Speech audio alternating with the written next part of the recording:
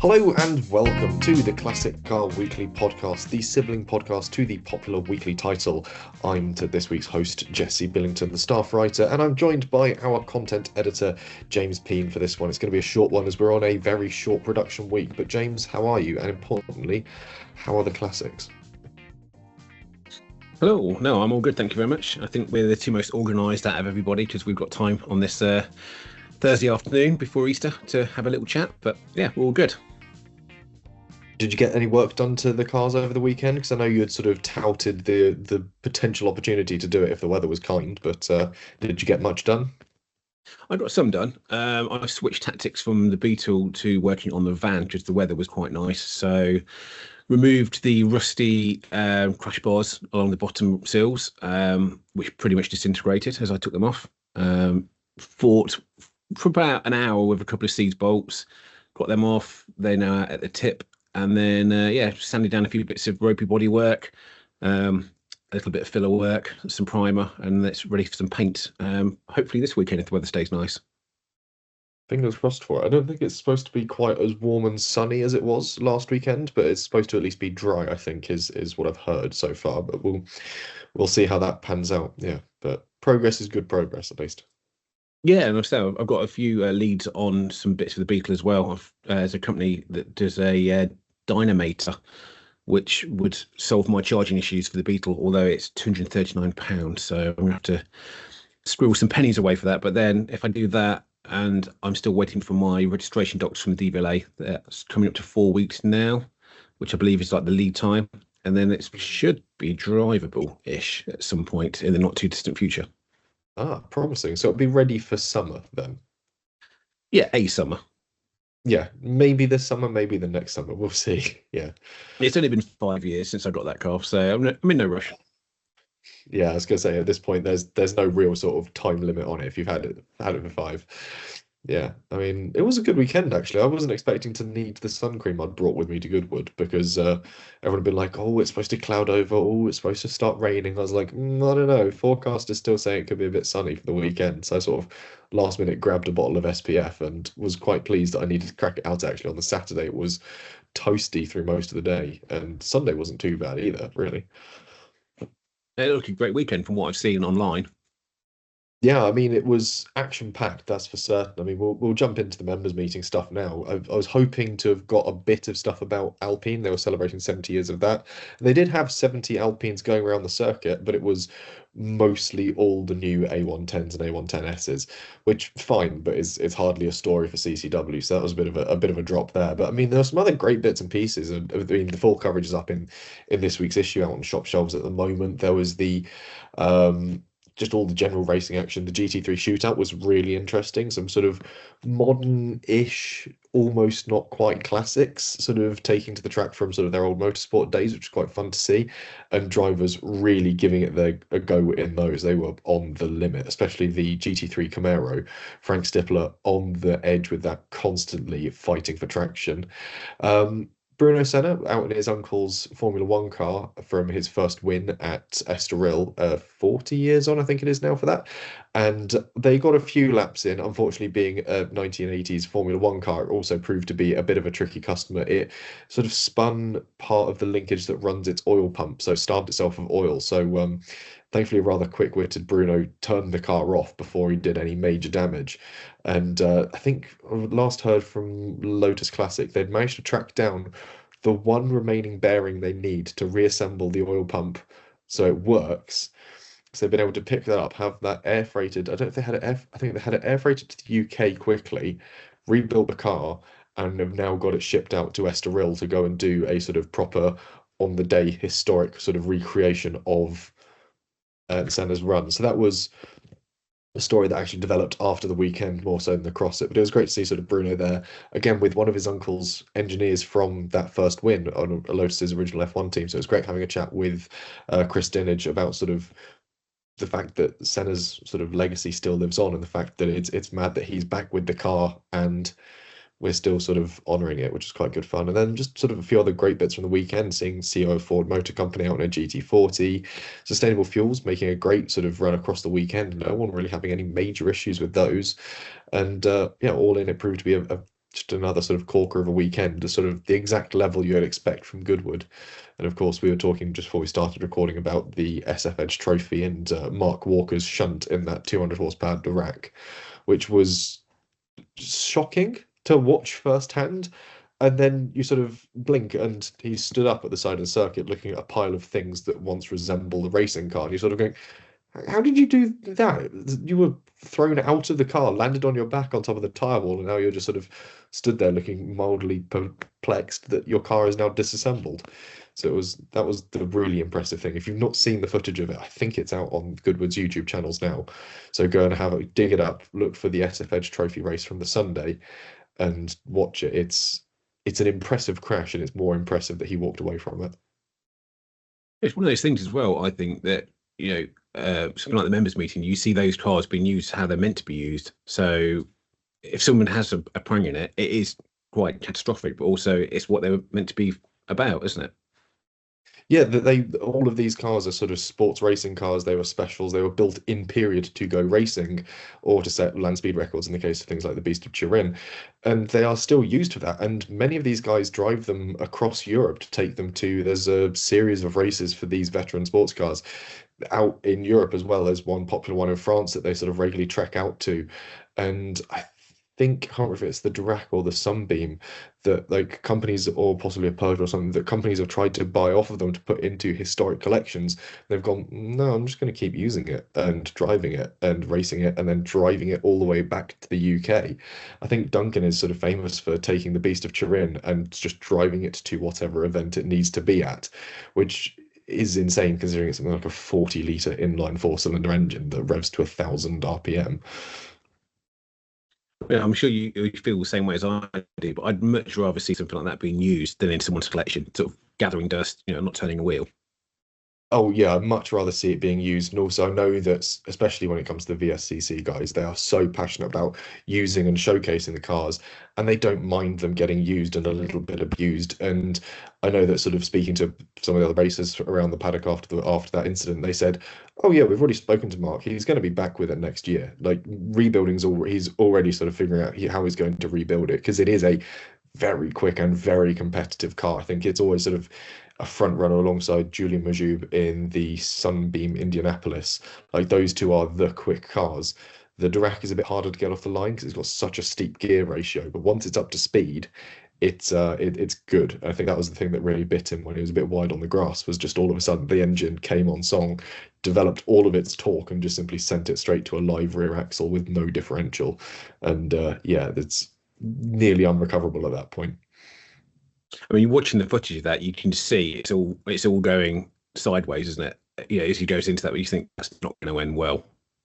Yeah, he was pushing hard because I think they were down to, I think they were coming onto the last lap of that race that he had an opportunity to actually catch and overtake Julian in. So he was really going for it. And people go, oh, they're all the classic cars. They're not really trying. No, they are trying in these. And we saw some great examples of that across the weekend.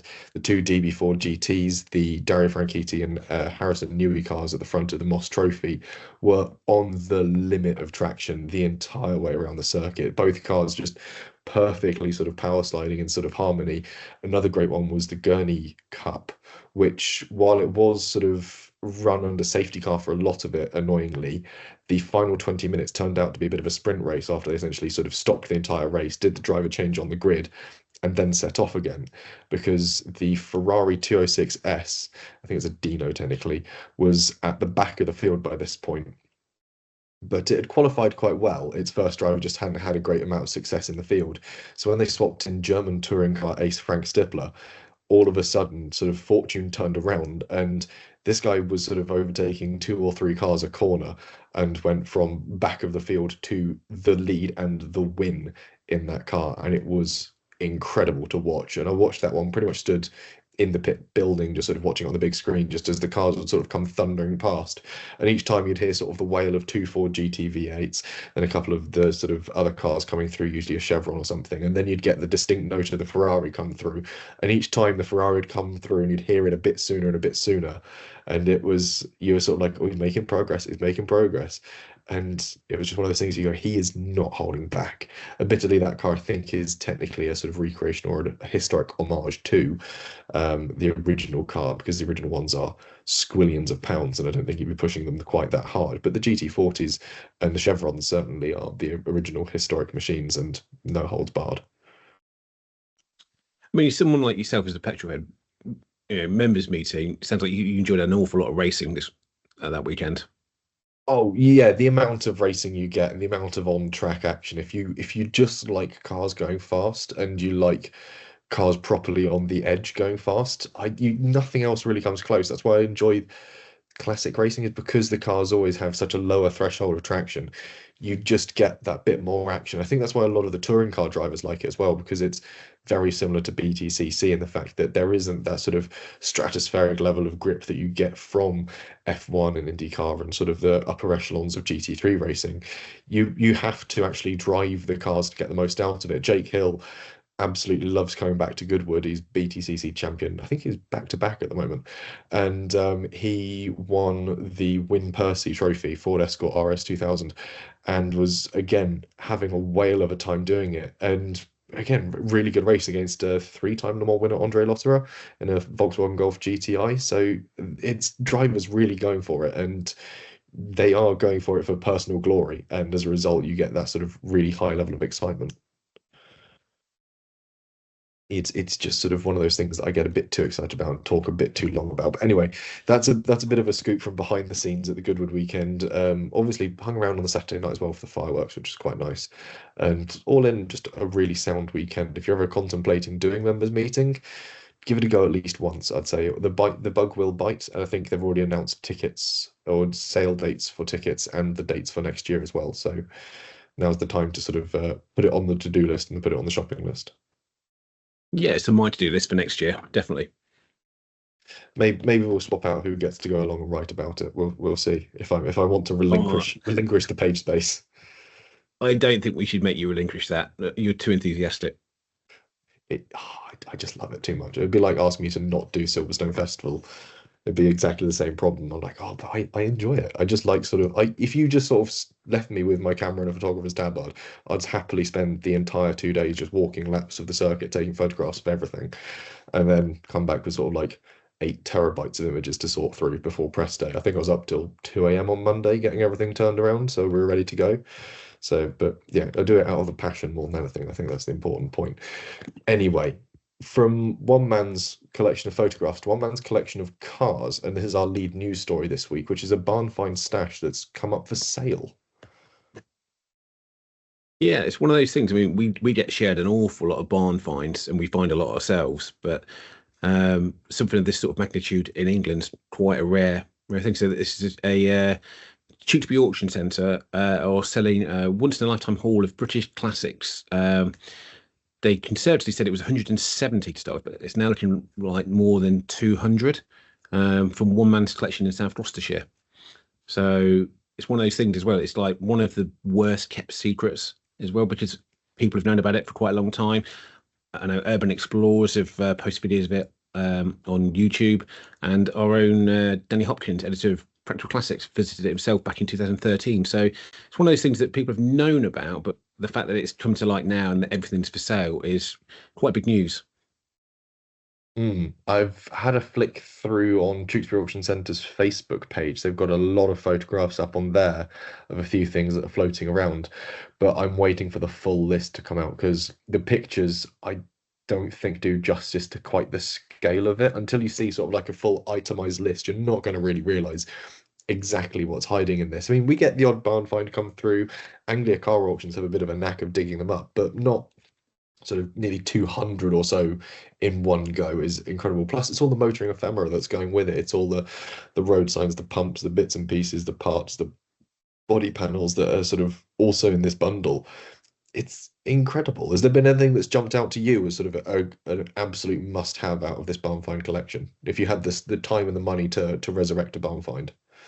Oh, I mean, it's not that far away from me. It's about an hour and a bit's drive, and I'm kind of tempted to go along on the sale day just to have a bit of a nose around to see what there is. I mean, I haven't got the funds for buying anything. Never mind the logistics of getting a barn find home. But there's all manner of stuff in there. series Land Rovers. They always take my eye. There's a couple of old Fords in there. There's Aston Martin DBS, I which did see the picture looks, of that, which looks quite clean actually. and it's in race car red, which always adds value. Yeah, it was not a common color for those Astons, and it looks good in that color. Is it a And Vantage that's spec one or is it regular? That's the real question. That's the one for the proper Aston Martin DBS nerds. Yeah, I mean, talking to the MD of the auction company, Finlay, he was saying that when we spoke to him, they still hadn't quite got to grips with how much stuff there was there. They were still dragging things out of barns, and it's not just the stuff in the barn as well. There's all the outbuildings. There's fields full of stuff. There's stuff in hedges. It's really quite overgrown, and it's quite sad to see stuff in this state. But it's also quite an exciting opportunity for someone to buy a project. If you're looking to sort of buy a project that will sort of keep you occupied as sort of essentially a new hobby, I think you're spoiled for choice. I mean, there's a lot of Jaguars in there as well. I mean, you and I are both have a bit of a soft spot for sort of the early Mark Ones and things. So there's just a lot to go through. There's also a couple of American bits in there. I think I've definitely seen a Cadillac in there and possibly a Buick Riviera, I think it was, that I saw poking out from a corner. So it's not just like it's one person who's just collected a large amount of British Leyland stuff. There's also like Peugeot 205s and stuff in there. I think isn't there like a Chevy Biscayne there as well? I've seen outside, uh, 58 or something like that. Some sort of Chevy with the big sideways wings. As you say, it's a really eclectic collection of like cool stuff. That the vendors built up over many years, and it's just decided actually now's the time to move on. So hence everything's going to go. Just fired up the Facebook page for it to have a quick look. There's the Aston Martin DBS. There's one of the Cadillacs. Lovely. There is Morris. There's five-door Range Rover there. There's definitely a TR7 tucked at the back of that one. A couple of MGBs. That looks like an Ashley hardtop for an MG midget as well, and they are worth a pretty penny, especially if that's in good condition. Alfa Romeo Spider, Mercedes SLK, Bentley Flying Spur, I think that is. Porsche 924, a couple of old standards, E-type bonnets. Like it's a bafflingly broad collection. TVRs as well floating around in there. Uh, it's just so much. I implore you to, if you are listening to this, go and have a look on Tewkesbury Auction Centre's Facebook page. It's their sort of most recent post, and it is just an enormous collection of photographs. There's the series Land Rovers. We've got those are twos, looking at the hinges. Old 306. So many There's got an old Bedford Jaguars. van in there as well. That's reclaimed by the Ivy. It's just a baffling collection of stuff, and say it's so rare to see a collection of that magnitude for sale in this country. Yeah, there's also an ambulance floating around somewhere. Is that an Aston or the Jag? I think that's a Jaguar XK that's just covered in brambles. Um, oh, yeah, some of these projects you'd really need to know your onions, know where you're starting with them. BMW 635 CSI, that's such a fantastic sort of sports coupe, and it's just sort of slowly mouldering away behind an ambulance and in front of what looks like an MGB. I mean, I'm certain that the license plate on that Jaguar XJS is probably worth a pretty penny. 3TV, that's going to be worth something. And according to the auction house, it's all got to go. So there's no reserves on most of it. I know there's a couple of cars that the owner kind of knows the values, and so he won't let them go for nothing. Like probably like the Aston Martin, for example. But by and large, it's all just got to go, to clear the site. So if you're there on the day and in person, because it is an in-person auction, there's nothing at all being sold online, then there's every likelihood that you could come away with something, a lot of work indeed, but you're going to come away with something, and good day out anyway. I think for somebody like us to have a nose around abandoned classics like that, that's an interesting day's work. Yeah, accordingly, apparently that Chevrolet looks to me like a 59 Impala and it's right-hand drive, so someone's done a lot of work to it to convert that. So I'm just going that through is my note. You were right. It is a 59. There we go. yeah, that's a beautiful car. I absolutely love the rear end on those. But also, how does something like that just become sort of abandoned on in a yard with so much other stuff. I It's don't think we've got the full story of why this chap collected these things over the years. What his plans were for it. Is it just something that just happened? Yeah, you know how it goes. You buy a yeah, car, then you buy another one, and then you put them in a storage room, and then you park another one in front of it, and the ones at the back get forgotten, and then you get more and more, and eventually everything just gets left, doesn't it? yeah, you sort of think I will get to that. I mean, I have had that exact fear about my MG sort of going, oh, I will get around to building the engine up for that. I will get around to building the engine up for that because at the moment it's sort of out of sight, out of mind, tucked away in the workshop. And I've had other things that have needed doing. So I can, to a very large extent, understand sort of how this happens, but that's with one car. I don't get how you'd go to that extent with 200. Like, surely at some point when you buy like your third MGB, you must go, I'm fairly certain I already have one of these somewhere. I don't know. It's one of those things that how far can you push it? If you've got the space and you know the means to do it, then you would, wouldn't you? I know I Yeah. would. Oh, I probably would, knowing my ability to sort of buy and forget. It's something that I would potentially do. Is that the grill from Land Rover Discovery 3? I think it is. Um, there's just so much odd stuff bobbing around. That's certainly a Mercedes saloon tucked to the back. Another MGB. Alfa Romeo Spider as well. Late Series 3 by the look of it with the bumpers. It's, I mean, yeah, even just all the old enamel signs just bolted to the side of the barns. I mean, stuff like that's worth a pretty penny, and cool garage ornaments. yes, yeah, certainly like the old sort of snapper mowers, tillers and tractors sign is in pretty good nick. Again, all the old pub signs as well. Is that a TVR Chimera I think it's got to be a Chimera looking at that front end. Again, just under an old fitted sheet with a load of ducting shoved on top of it. Yeah, there's so much choice in there. You're spoiled for choice, but again, I think even if you're looking for like parts and bits, you could do quite well. I fear how much of it's going to be bought by like set dressers for TV and film because they're going to use a lot of that for sort of littering about the place. But yeah, I suppose the upside to that though is whoever buys it hopefully will do something with it, or at least put it in the dry somewhere, so it's not just going to continue to deteriorate. Because from what Danny said when he visited back in 2013, it's gone downhill quite a bit since then. There was a lot of viable classics projects that mm, now are probably a little bit too far gone, but that's just one of the things. And once someone starts hoarding and it gets on top of you, yeah, sadly. like looking at the Jensen Healy that's parked up.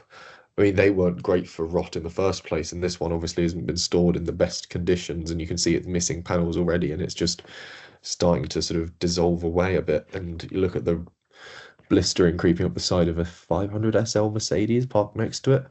You're going, that's a lot of metalwork to sort out. But I mean, they've added more photos since we wrote the story, and just looking at what's been added, just amazing stuff. Apparently, it's not just from one site. Most of the photos have come from one site so far, but there's another site with more classics that say they're digging out as we speak. So who knows what's going to come to light? the story develops. I mean, is that NSU or DAF 33? I think that is. Parked next to another Bentley by the look of that headlight. 944s. It's just you could be here for ages flicking through all the photographs trying to identify bits. I mean, it's perfect for if you watch any of Johnny Smith's sort of barn find videos, he could have an absolute field day. He'd have like a full year's worth of content going through here. But oh, that Morris Minor must have been on the road relatively recently, given the fact that it's got a black and white plate on the front of it. Last taxed 1989, maybe not then. Well, there you go. You say recently, and you think, 1989. For me, that's not that long ago, but actually, yeah, it's like 30 odd years, isn't it? It's like, yeah, getting to 40 years. Yeah, that's old. It's been there for quite a while. I mean, I do wonder how much of this stuff is actually able to be resurrected. That's the really big question, or how much of this is too far gone. Like, what percentage of these cars and vehicles are going to go back on the road? I suppose it's the opposite to the whole Rudy Klein scrapyard that we covered a little while ago. Oh, is All that the the one in Porsches. California? Yeah. Yeah. I mean, all that stuff. The value of those cars. They're going to get restored. The Lamborghinis and the 356s. Someone somewhere is going to do something with those. Whereas this, I don't know. I think everyday British classics, left to right. I mean, you could go and buy a nice MG, or you could buy a rock box. It's one of those Mm. things that on the day, if it's cheap enough and you got them, you would do it, wouldn't you? Yeah, if you've already got like a good collection of spare parts, you're relatively au fait with sort of rebuilding, say, MGBs or midgets, and you've got a lot of the bits you might need already. You can do the welding, you can do sills, then all of a sudden, like an 80 quid MGB makes a hell of a lot of sense. But sort of going out and just sort of as a rookie hosing money into something on that scale, you've got to know you it's a big ask. I mean, we've only spent like 5 minutes just looking for it for this chat, but you immediately found a hard top for an MG midget. So that's Yeah. that's something you'd come away with. And then if you're there, you might as well put your hand in your pocket and buy a few more bits and pieces. Why not a whole car if you're taking a trailer? I mean, the Pirelli tires sign does look quite nice. I don't need it, but it would look quite nice in a workshop. I can't tell why that Ford Escort, I think it is sat on what looks like Alfa Romeo pepper pot wheels because they're not original, what would have been Fiesta pepper pots. Again, a lot of baffling choices. Is that a Vauxhall Frontera as well, shoved next to an L322 Range Rover? Again, MGA tucked there, what looks like another Eldorado. It's such a baffling collection. I can't wait for the auction to go off on this. What we haven't actually said what the auction date is for it yet. It is 28th of June. 28th of Yeah. June. There will be a couple of viewing dates beforehand, and they will release the venue, the location prior to the viewing days. Just at the moment, obviously, it's a secret. They don't want people to be sniffing around any more than need to. So, definitely one to watch. Mm. There's something one to keep an eye on. Perhaps we'll see if we can commission you to actually head up and sort of bring us an inside scoop as to what's going on. I wouldn't say no to that. Absolutely. Yeah, I'm sure David is already mulling over that as an idea. Anyway, that's our lead story from this week's issue. There's been a fair few other stories actually shoved into this week's paper. As I took out most of 4 or 5 to do the members meeting, but I was talking to Tony Jardine from Hero ERA across the weekend as well, and was saying about how well Flying Scotsman's done their rally up in Scotland was, and how well it was received with sort of a younger audience this year as well, which was great to see. And the fact that so many of their rallies are booking out early, even things like 2028's Peking to Paris, there's sort of a huge sign-up sheet for that at the moment. So it's looking like a good time for classic rallying and getting younger people into it. So there's plenty more news to pick up. Are there any stories that jumped out to you this week beyond the lead? It's one of those things. It's like childbirth. I push them out and then I move on to the next one. So I know there's always a lot going on in CCW, isn't there? News wise, it's like it's the place to go. It certainly is. We've got 8 pages of fantastic news, plus obviously events, auctions, and our beautiful feature this week, which looks at 70 years of the Sunbeam Rapier, which is a beautiful little car, actually.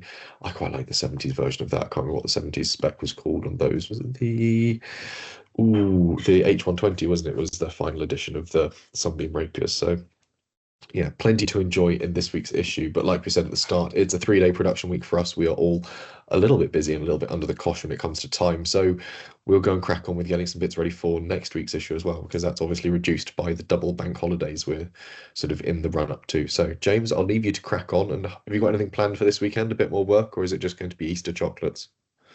Easter chocolate, dog walked, and hopefully if I can wrangle it some more time out in the cars. Very nice indeed. I'm hopefully finally going to start assembling the engine for the MG. Now I've got a clear 4 days to sort of run at it. We'll maybe get the majority of the work done on that. We'll see how it goes. I don't think it's going to be running for drive it day, given the progress so far, but it'll be running for sometime in May, maybe. Were you planning for Drive It Day this year? Which one are you going to?